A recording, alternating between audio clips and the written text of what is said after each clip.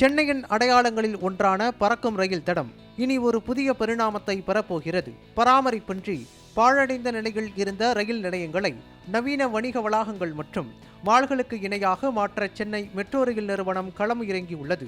சென்னையின் மிகவும் விலை உயர்ந்த மற்றும் முக்கியமான பகுதிகளான மந்தவெளி, மயிலாப்பூர், அடையாறு, திருவான்மையூர், தரமணி மற்றும் வேளச்சேரி போன்ற தென் சென்னை பகுதிகளில் லட்சக்கணக்கான மக்கள் தினமும் பயணிக்கிறார்கள். குறிப்பாக ஐடி நிறுவனங்கள் மற்றும் பெரிய தொழில் நிறுவனங்கள் இந்த பகுதிகளில் குவிந்துள்ளதால் வேலைக்கு செல்லும் பயனாளர்களுக்கு பறக்கும் ரயில் ஒரு வரப்பிரசாதமாக இருந்து வருகிறது.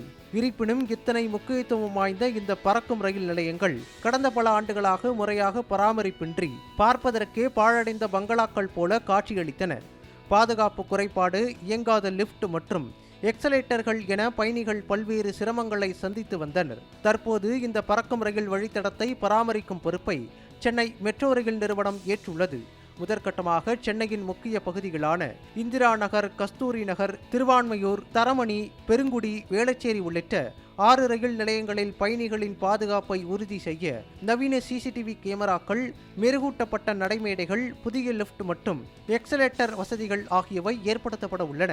மேலும் மெட்ரோ ரயில் நிலையங்களைப் போலவே இந்த பறக்கும் ரயில் நிலையங்களையும் வெறும் போக்குவரத்து மையங்களாக மட்டுமில்லாமல் வருவாய் ஈட்டும் வணிக வளாகங்களாக மாற்றவும் திட்டமிடப்பட்டுள்ளது.